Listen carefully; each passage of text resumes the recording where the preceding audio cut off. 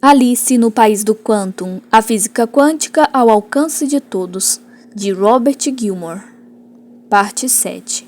Leitura de Sônia Naomi Mimura. Capítulo 7. Átomos no vácuo.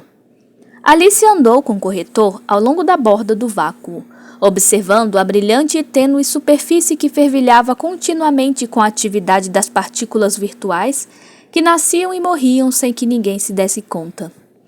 Um pouco afastado da praia, Alice percebeu uma perturbação na superfície, algum tipo de depressão circular na uniformidade da superfície. Mais além, ela conseguia ver outros buracos e muitos deles estavam reunidos em grupos. Alguns grupos eram bem pequenos e continham, às vezes, só um par desses objetos circulares. Outros reuniam extensas coleções. Um dos grupos que ela viu era um anel, com 6 dos objetos formando um círculo, enquanto outros grupos se uniam em volta do lado de fora. À distância, ela podia ver grandes grupos reunidos espalhados pela superfície. O maior continha muitas centenas dessas coisas circulares, seja lá o que fossem. Durante sua observação, Alice notou que havia fótons se elevando e ascendendo como se decolassem de uma ou outra das formas que estavam à sua frente. Os fótons, com suas cores brilhantes, pareciam sinalizadores lançados de navios. O corretor seguiu a direção do olhar dela. Estou vendo você observar os átomos nadarem no vácuo. De um jeito ou de outro, os átomos são responsáveis pela maior parte do nosso trabalho no negócio dos estados eletrônicos. Daqui é possível ver as muitas parcerias moleculares estabelecidas entre eles. Elas variam de pequenas empresas de 2 átomos a vastos conglomerados orgânicos. Cada tipo diferente de átomo tem seu espectro de cores característico para os fótons que emite. Por isso, os fótons são como sinais que ajudam a identificar os diferentes tipos de átomos. Ver nota 1 no final do capítulo. Fiquei pensando nessas coisas espalhadas por aí, Alice admitiu candidamente. Não consigo vê-las muito claramente. É possível chegar mais perto? Se você quiser olhar os átomos mais de perto, teremos de seguir até o cais de Mendeleev. Lá você verá todo tipo de átomo à mostra, com todos os diversos elementos dispostos em ordem. O corretor levou Alice ao longo da praia até chegar a um pier extremamente longo e estreito, que se estendia para dentro do vácuo. Ao lado dele, na praia, havia uma entrada em arco, em cima da qual lia-se o seguinte cartaz: Pier periódico, propriedade de D.I. Mendeleev, construído em 1869. Aqui estamos, anunciou o corretor. É aqui que os átomos aportam antes de partirem para formar os diferentes compostos químicos.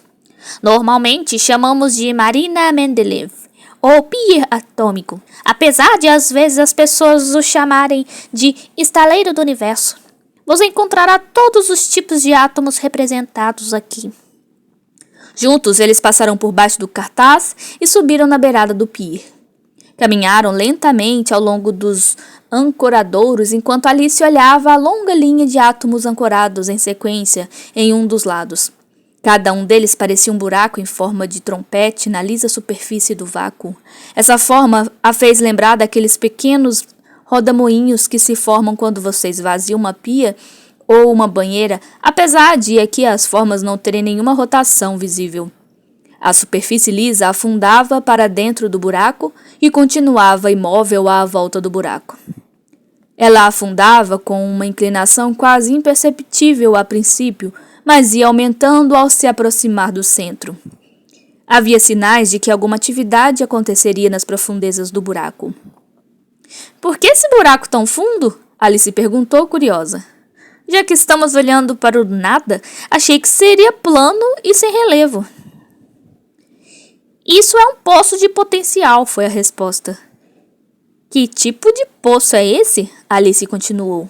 Conheço poços no jardim, de onde brota água, e poços de petróleo. Também me lembro vagamente de ter lido recentemente algo sobre poços de melaço. Mas o que se tem em um poço de potencial? A fonte do potencial, é claro. É preciso ter uma fonte para fornecer a água de um poço no jardim. Aqui, no poço de potencial, uma carga elétrica é a fonte de potencial elétrico. Você já deveria saber o que há no poço. Ele contém fótons virtuais. Eles fornecem a atração elétrica que faz a energia potencial de uma carga negativa ficar cada vez mais abaixo do nível do vácuo que a cerca, enquanto se move na direção da fonte potencial no centro de um átomo e a fonte potencial que cria o poço, na verdade. O primeiro poço era bem raso, mas Alice viu que os outros iam ficando sucessivamente mais profundos à medida em que se afastavam da praia. O pier sumia no horizonte à sua frente com um átomo atrás de átomo, todos aportados de um lado.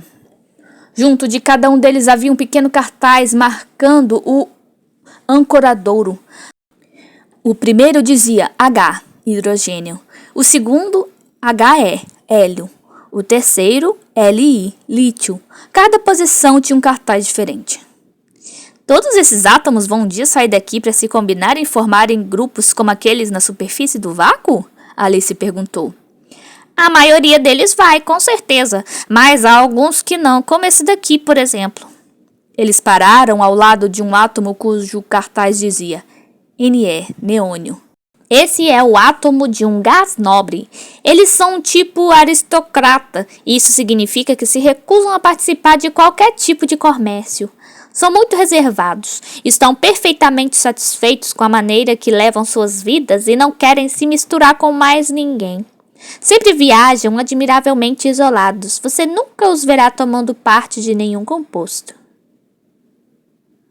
Andaram um pouquinho mais e o corretor explicou que além dos recônditos átomos nobres, havia uma considerável variação no entusiasmo com que os átomos diferentes se uniam aos compostos.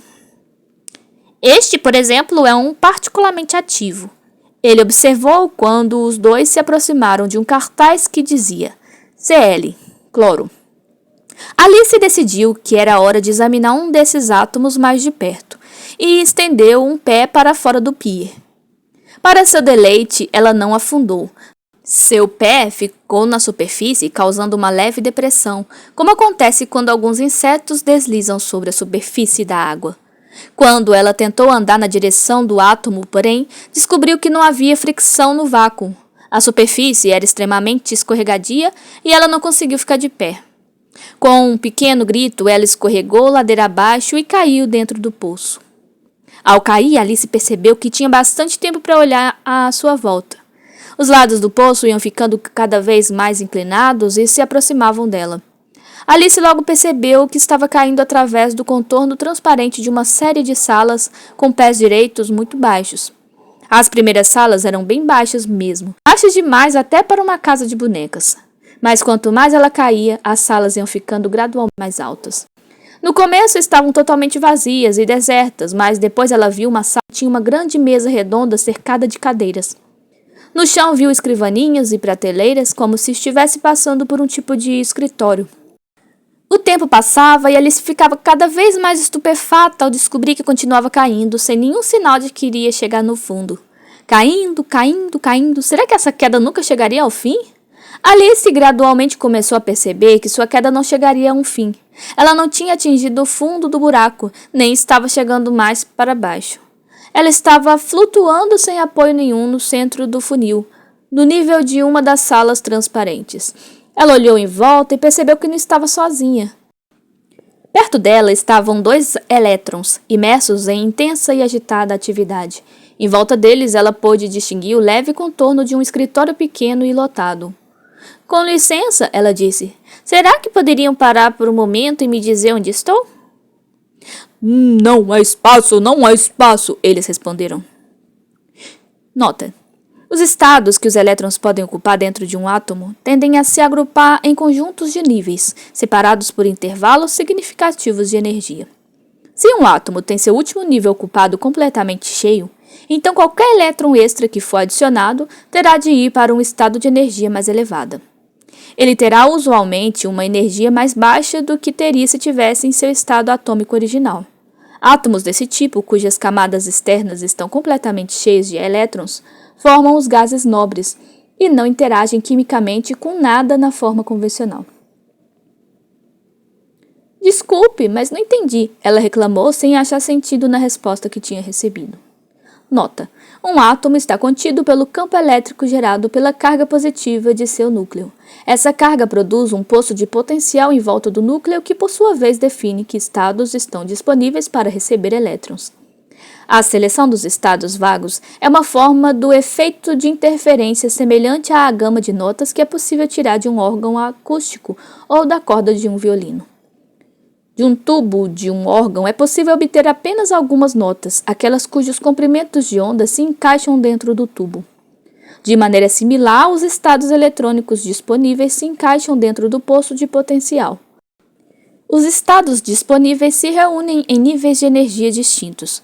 Qualquer outra função de onda que não corresponda a um desses estados é eliminada por interferência destrutiva. Não há espaço aqui para diminuirmos a atividade, muito menos para parar, eles responderam.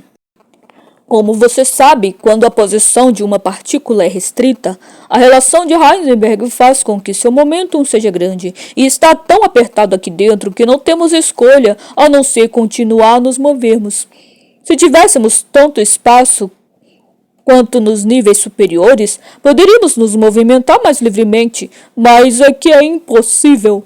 Este é o nível mais baixo e por isso espera-se que estejamos sempre muito ocupados. É mesmo? Perguntou Alice. E o que é que vocês fazem que é assim tão importante? Nada de especial. Ninguém se interessa pelo que os elétrons do nível fundamental fazem, contanto que nos mantenhamos em movimento. Nesse caso, não seria possível me dizer onde eu estou sem parar de se mexer? Ela perguntou. Pois não sei onde cheguei. O que é que nos impede de continuar caindo para dentro do poço? Você está no nível mais baixo de um átomo de cloro, como já dissemos. Aqui nós estamos tão perto da fonte de potencial que há muito pouco espaço, então temos de nos mover rapidamente para manter nosso momentum alto. Isso significa que nossa energia cinética também é muito alta. Como você vê, nenhum de nós está em um estado particularmente virtual. Elétrons têm posições asseguradas nos átomos com bastante garantia. A maioria dos átomos tem estado por aí há muito tempo e as flutuações de energia quântica são pequenas. Por isso, para nós, elétrons, a energia e o momentum estão relacionados adequadamente. Você provavelmente sabe que quando um elétron ou qualquer outra coisa cai dentro de um potencial, ele perde energia potencial, que é convertida em energia cinética. Ele continuou. Me explicaram isso no banco de Heisenberg. Alice concordou. Aqui neste poço de potencial, quanto mais próximo ao centro chegamos, menos espaço há e por isso precisamos ter mais energia cinética.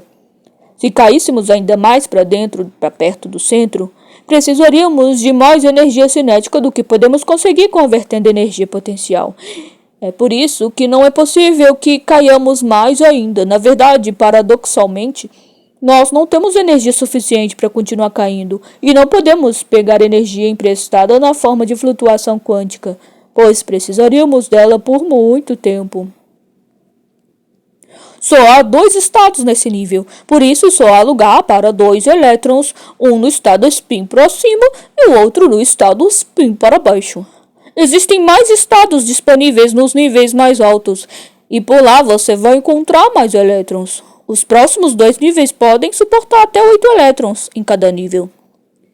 Em qualquer átomo, os níveis mais baixos, aqueles com menos energia potencial, são os primeiros a serem preenchidos. O princípio de Pauli só permite um elétron em cada estado. É por isso que, quando todos os estados de um determinado nível já têm um elétron extra não tem outra escolha a não ser ir para um nível mais elevado. Os níveis são ocupados a partir de baixo até que todos os elétrons estejam acomodados. O nível mais alto, que contém quaisquer elétrons, é chamado de nível de valência. É lá que moram os elétrons de valência, mesmo há bastante espaço vago lá em cima no sótão. Os elétrons de valência tomam as decisões e controlam os compostos a que nosso átomo pode se unir. Se quiser saber como um átomo funciona, seria melhor você ir para lá para falar com eles. Ver nota 2 no final do capítulo. E como faço para chegar lá? Ela perguntou. Bem, se você fosse um elétron, teria de esperar até ser excitada até um nível mais alto por um fóton que pudesse lhe dar a energia extra necessária. No seu caso, porém, acho que quem a levará lá será o cabineiro da escada. Você não quer dizer o cabineiro do elevador? O ascensorista?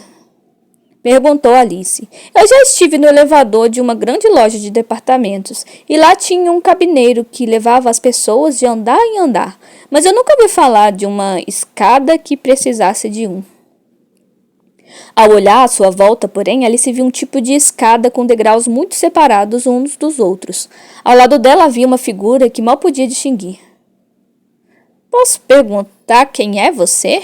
Alice perguntou curiosa. Sou o cabineiro da escada, não sou uma criatura material, apenas uma construção matemática. Meu trabalho é transformar um sistema de um estado para o outro, mais baixo ou mais alto. Ele fez uma operação complicada que Alice não conseguiu entender, mas que resultou em seu transporte degrau por degrau até o nível mais elevado.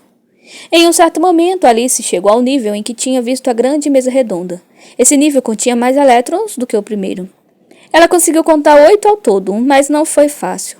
Como todos os elétrons que ela tinha visto até aquele momento, eles se mexiam muito rapidamente. Muitos deles davam voltas na mesa, alguns em rotação, mas ainda assim estavam se mexendo. Nenhum deles estava calmamente sentado nas cadeiras em volta da mesa, e sim pulando para cima e para baixo, enquanto outros subiam e desciam da mesa sem parar. Os elétrons nunca ficavam quietos, apesar de, nesse nível, não estarem se movendo tão freneticamente quanto os outros do nível mais baixo. Oi, Alice, eles disseram quando ela apareceu. Venha e vamos lhe mostrar como funciona um confiável átomo de tamanho médio. A maneira com que a corporação Cloro conduz os seus negócios é decidida por nós, os 7 elétrons no nível de valência. Mas vocês são 8, Alice protestou. Isso é porque entramos numa sociedade com um outro átomo, o sindicato do sódio, para formar uma molécula de cloreto de sódio. Trabalhamos juntos, dessa forma gostamos de pensar que somos o sal da Terra. Um átomo funciona com muito mais harmonia quando todos os seus níveis que contêm elétrons estão completamente preenchidos. Sozinhos temos apenas 7 elétrons no nível de valência, e o sódio só tem 1, apesar de ter espaço para 8. Ambos só têm a ganhar se o elétron do nível de valência do sódio vier sentar-se conosco no nosso nível de valência e completar nossa diretoria. É claro que isso significa que agora temos um elétron a mais, o que faz nossa carga ser negativa. O átomo de sódio tem um elétron menos do que o normal, o que faz com que sua carga seja positiva. A força elétrica entre essas cargas opostas é que mantém os dois átomos juntos. Isso é que se conhece como ligação tônica entre átomos, uma das formas mais comuns de estrutura corporativa. Parece que há muita cooperação entre os dois lados, concordou Alice com diplomacia. Qual de vocês é o elétron que veio do átomo de sódio? Ela perguntou. Sou eu! Gritaram todos ao mesmo tempo. Por um momento, todos fizeram silêncio e olharam entre si.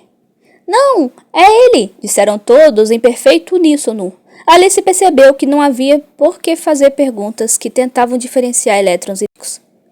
Eu queria saber por que vocês dizem que o átomo de sódio fica com a carga positiva quando perde um de seus elétrons?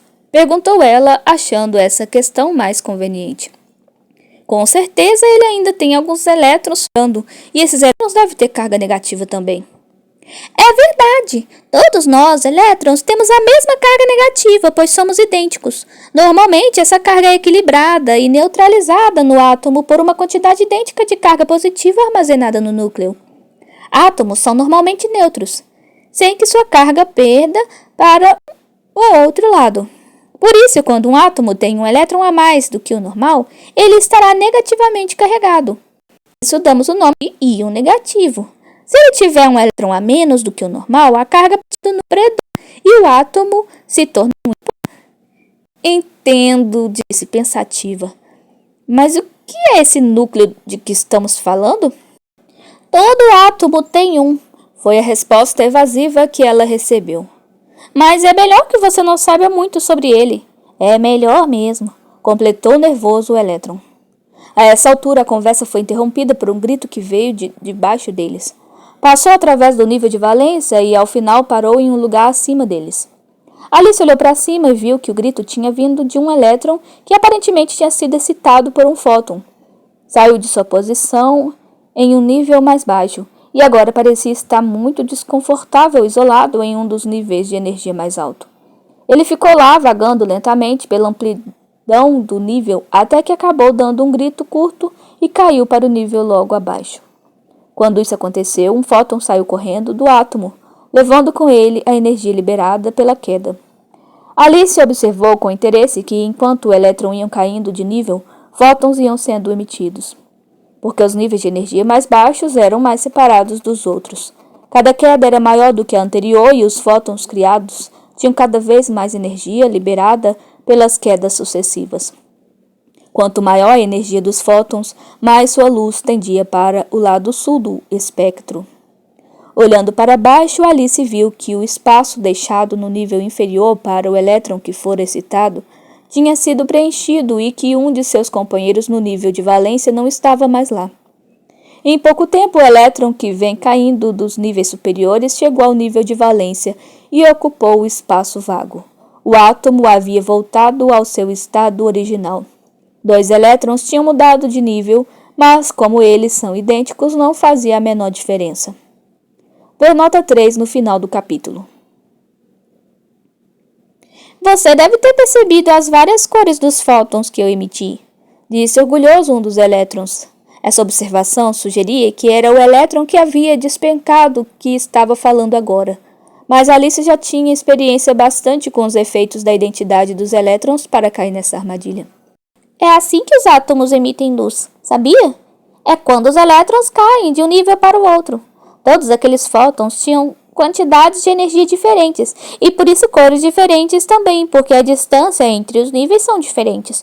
Eles estão bem juntos no alto do poço, mas são cada vez mais espaçados enquanto se vai descendo.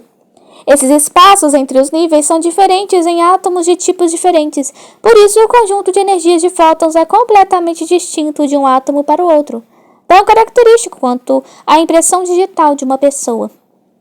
Mal tinham os 8 elétrons se acalmado, ou melhor, tinham se acalmado o máximo que podiam, pois estavam sempre em movimento frenético, houve um tremor que pareceu atravessar todo o átomo. — O que foi isso? — gritou Alice espantada. — Foi algum tipo de interação. Fomos separados do nosso sócio sódio e estamos vagando pelo vácuo na forma de um íon negativo livre. Mas não se preocupe, acho que não vamos ficar vagando sem destino por muito tempo.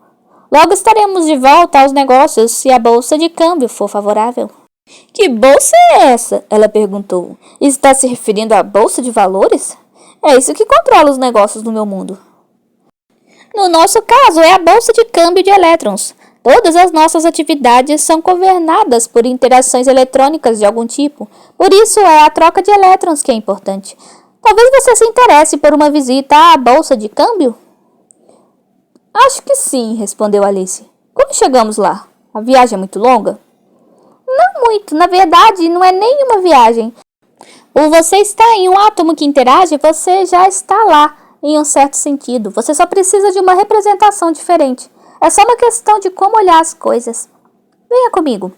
Assim como o elétron havia dito, não parecia que eles estivessem ido a algum lugar. Mesmo assim, Alice se viu na companhia de um elétron no canto de uma ampla sala, cheia de elétrons amontoados em volta de uma grande mesa no centro da sala.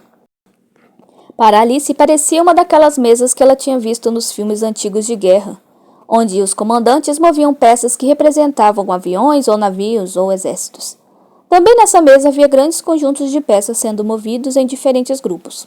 Ela olhou mais de perto para algumas dessas peças e viu que elas tinham os mesmos cartazes que os ancoradouros do pier periódico. Na verdade, olhando mais de perto ainda, ela já não tinha mais certeza de que fossem apenas peças. Pareciam mais versões miniaturas dos átomos que ela vira aportados ao longo da marina. Talvez sejam os mesmos, ela pensou. Talvez sejam os mesmos átomos que agora me parecem diferentes. Suponho que, em vez do pier periódico, esta seria a tabela periódica. Em toda a sua volta da sala, as paredes tinham filas de telas em que Alice via colunas de números que mudavam enquanto os átomos eram movidos de um grupo para o outro. Esses são os preços dos diferentes átomos? Alice perguntou. Sim, de certa maneira. Esses números mostram a energia dos vários elétrons que participam das combinações químicas. Eles mostram as energias de ligação dos elétrons. A diferença entre a quantidade de energia que um elétron tem em um átomo e a que teria se tivesse livre, sendo essa última maior que a anterior. Quanto maior o valor mostrado, menor a energia potencial que o elétron tem, e mais estável e bem-sucedido será o composto que ele mantém unido. O trabalho aqui na bolsa de câmbio é fazer essas energias serem as maiores possíveis. E tudo isso é feito movendo os elétrons de um átomo para o outro? Perguntou Alice, lembrando-se da explicação que tinha ouvido sobre a ligação iônica do cloreto de sódio. Não, nem sempre. Às vezes esse é o método mais eficaz e nesse caso a ligação será feita dessa forma. A bolsa de câmbio de elétrons tem uma vantagem ao mover os elétrons, porque os estados eletrônicos disponíveis dentro de um átomo estão arrumados em níveis ou camadas com grandes intervalos entre eles. A energia de ligação para o último elétron numa camada de um nível baixo é muito maior do que aquela para o primeiro elétron que deve ir para a camada imediatamente superior. Isso significa que há uma maneira fácil de melhorar o score total de energia de um átomo que só tem um elétron na sua camada mais alta. Se esse elétron puder passar de seu esplêndido, porém extravagante isolamento para uma camada inferior e quase completa de um outro átomo, quase certamente haverá um ganho final na energia de ligação. É também verdade que quando um átomo tem apenas um espaço sobrando em sua camada ocupada mais externa, esse estado tem uma energia anormalmente baixa, e é provável que qualquer elétron transferido para lá produza uma melhoria no balanço de energia. Geralmente é verdade que os átomos com um elétron de mais ou de menos são os mais ativos, os que mais provavelmente participarão de transações e formarão compostos. Átomos com apenas 2 elétrons no estado alto e aqueles com apenas 2 espaços vagos em um estado mais baixo podem também tomar parte em transferências eletrônicas semelhantes, mas o ganho na energia de ligação para o segundo elétron é normalmente bem menor do que para o primeiro e muito menos eficaz. E o que pode fazer um átomo se ele tiver vários elétrons na última camada? Alice perguntou, como se esperassem isso dela.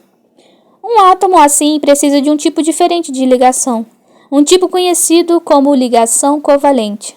Um átomo, como o de carbono, por exemplo, tem 4 elétrons em sua camada externa. Isso significa que ele tem 4 elétrons sobrando para ter uma camada vazia e 4 elétrons faltando para ter uma camada completa. Ele está igualmente equilibrado para ganhar algo, transferindo ou recebendo elétrons de outro átomo. Portanto, em lugar de fazer isso, ele os compartilha. Se os elétrons de 2 átomos estão em uma superposição de estados, tal que lhes permita estar em qualquer um dos dois, a energia dos 2 átomos pode ser reduzida, e isso serve para mantê-los unidos. Nota, se um átomo tem apenas um elétron em seu último nível, enquanto a outro átomo falta um elétron para completar um nível, ambos podem alcançar um total energético mais baixo, transferindo o elétron isolado de um átomo para o nível de valência quase cheio de outro. Isso é química. Os elétrons em seus vários níveis de energia mantêm os átomos unidos. Os detalhes da química podem na prática ficar muito complicados, mas o princípio é esse. Um átomo contém o número de elétrons que for necessário para neutralizar a carga positiva do núcleo. Esses elétrons preenchem os estados de energia mais baixa com um elétron em cada estado.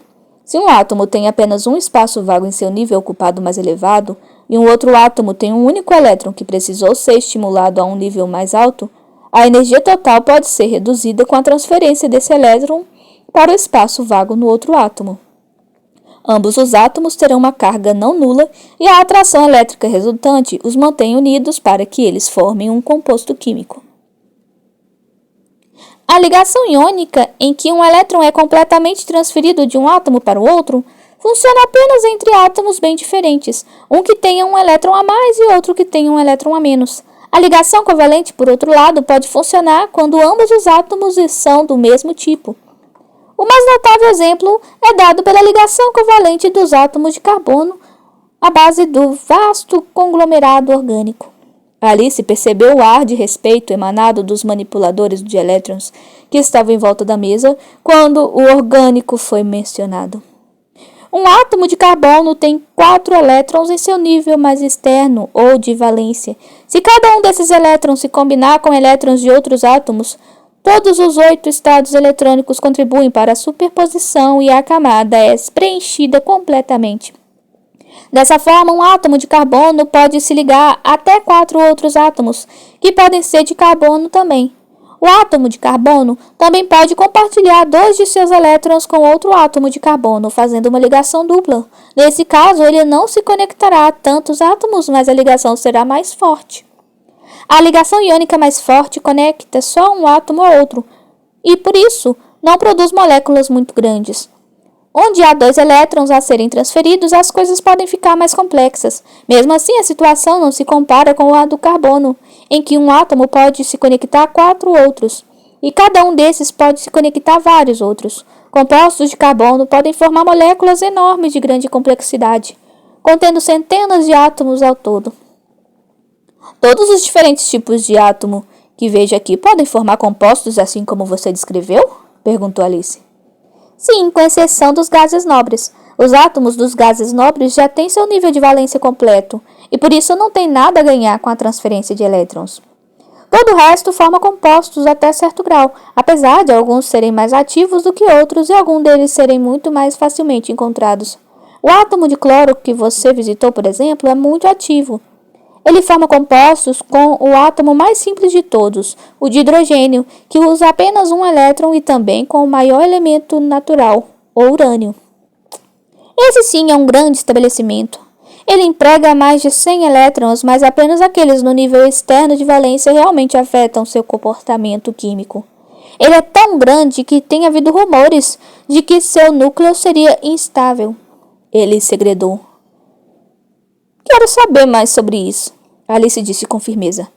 Você mencionou o núcleo de novo. Por favor, me diga, o que é o núcleo? Todos os elétrons se olharam meio desconfortáveis e responderam com relutância.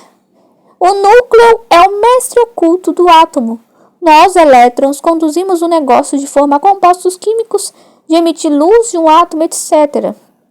Mas é o núcleo que realmente controla o tipo de átomo em que estamos. Ele é quem toma as decisões finais e estabelece o número de elétrons que podemos ter e os níveis disponíveis em que podemos colocá-los. O núcleo abriga a família nuclear, o submundo secreto da carga organizada.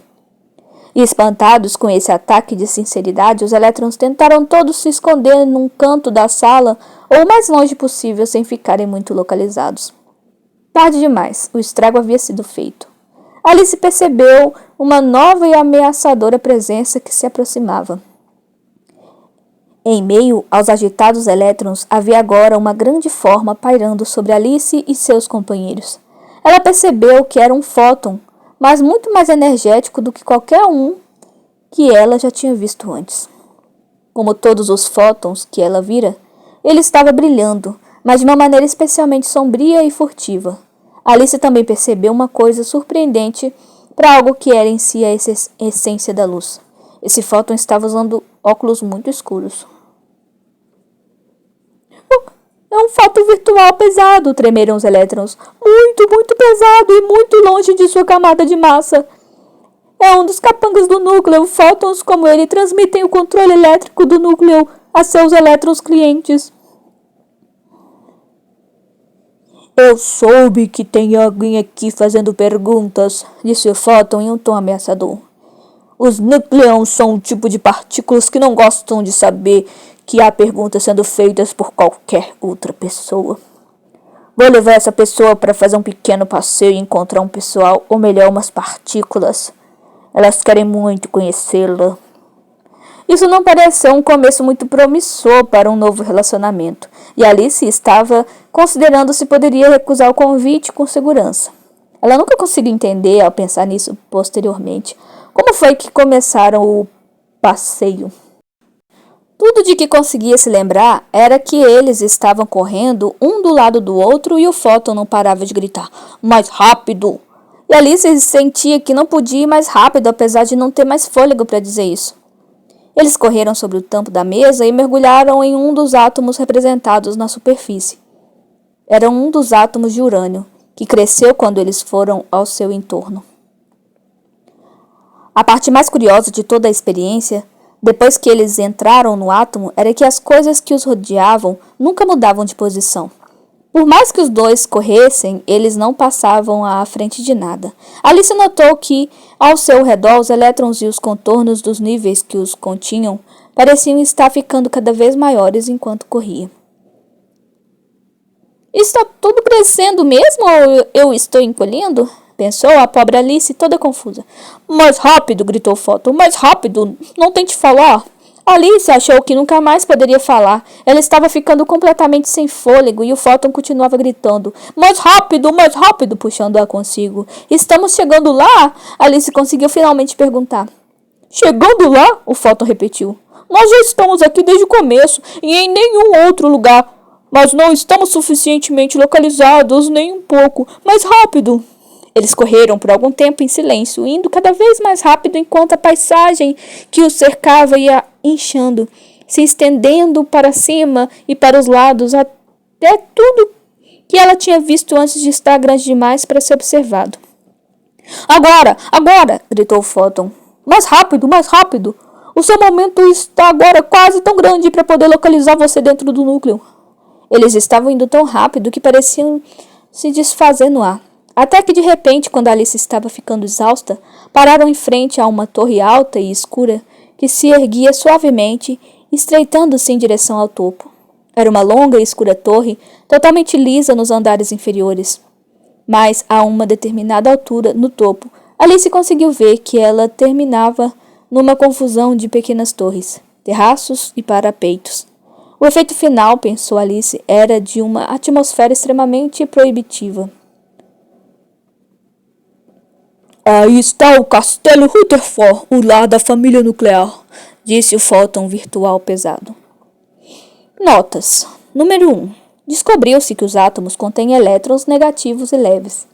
Mais tarde, descobriu-se também a existência dos núcleos carregados positivamente. Isso sugeriu a possibilidade de que os átomos fossem versões em miniatura do sistema solar, com elétrons planetários girando em volta de um Sol nuclear. A ideia deu margem a fantasias em que os elétrons eram de fato versões em miniatura dos planetas, com pessoas minúsculas morando neles e daí em diante. Ad infinitum. Infelizmente, para tais fantasias, o esquema sistema solar está claramente errado. O único motivo por que os planetas não caem diretamente para dentro do Sol é porque estão orbitando em volta deles. Há provas definitivas de que muitos elétrons não têm qualquer rotação em torno do núcleo. Segundo a física clássica, os elétrons que orbitam os números deveriam irradiar energia e seu movimento deveria diminuir e parar. Com algo pequeno como um átomo, isso aconteceria muito rapidamente, em menos de 1/1000º de segundo, e os átomos não colapsam dessa forma. O sistema solar, pelo contrário, está perdendo movimento, mas muito vagarosamente, numa escala de milhões de anos. 2. Por causa do princípio de Pauli, só é possível ver um elétron em cada estado. Como os elétrons se apresentam em versões spin para cima e spin para baixo, na prática isso multiplica por 2 o número de estados. Os elétrons entram nos estados atômicos porque aí tem energia mais baixa, e é a regra geral que as coisas tendem a cair para níveis de energia mais baixa, como você pôde descobrir segurando uma xícara sobre um chão de ladrilhos e soltando-a em seguida. Todo átomo tem um grande número de níveis que podem abrigar elétrons. Na verdade, o número de estados é infinito, apesar de os mais altos serem muito próximos uns dos outros em termos energéticos. Um átomo continuará a atrair elétrons para seus níveis até obter o número correto para compensar a carga positiva de seu núcleo. Depois disso, o átomo não tem mais carga positiva em excesso para continuar a atrair elétrons. Quando um átomo atingiu a sua capacidade total de elétrons, na maioria dos casos ele contém mais elétrons do que cabem nos estados de baixa energia. Alguns elétrons devem então estar acomodados nos estados de energia mais alta. 3. Observando-se a luz emitida por átomos de um só tipo, descobriu-se que o espectro criado não era uma gama uniforme de cores, como um arco-íris, e sim um conjunto de linhas estreitas de uma cor distinta. Todos os tipos de átomo criam esses espectros de linha que eram um completo mistério para a física clássica. O conjunto de níveis de energia para os elétrons é um único para cada tipo de átomo. Quando os elétrons são transferidos de um nível para o outro, eles emitem fótons que têm uma energia correspondente à diferença de energia entre os dois níveis. Porque a energia dos fótons é proporcional à frequência e à cor da luz. O espectro óptico dos átomos é tão distintivo como uma impressão digital. A explicação para a existência de um espectro de linhas foi o primeiro grande sucesso no desenvolvimento da física quântica. A teoria explicou as frequências das linhas já observadas e previu outros espectros que ainda não tinham sido vistos. Esses foram posteriormente descobertos e ficou demonstrado que a teoria quântica não podia ser facilmente desprezada.